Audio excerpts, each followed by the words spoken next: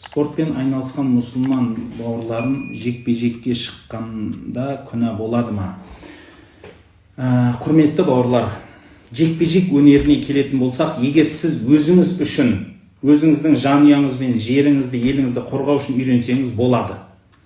Әйтсе де сол жекпе-жек өнерін ел қорғау, басқа қорғау мақсатында ғана, ал енді оны профессионал қылып, яғни одан қаражат табам деп үйренсеңіз, онда пайғамбарымыз саллаллаху алейхи вассаламның хадистері бар, адамның жүзінен ұруға болмайды деген.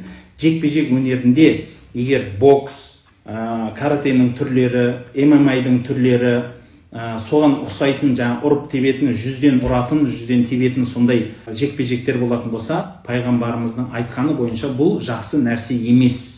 Пайғамбарымыз бұны құптамаған. Дәл біреудің жүзінен ұрып ақша табу жақсы іс емес. Бұны құптаған емес, құрметті бауырлар.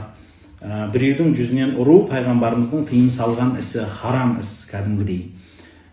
Жекпе-жекті тек өзіңіз үшін, өзіңізді дамыту үшін үйренсеңіз болады. Өнерді үйренде, жирен дейді. Сондықтан соны үйрену үшін арнайы бір жекпе-жекке жұмсақ қылып шығып үйреніп тұру сондай болады. Бірақ соған ақша табуға кіріп кету шариғатымыз оны қолдамайды.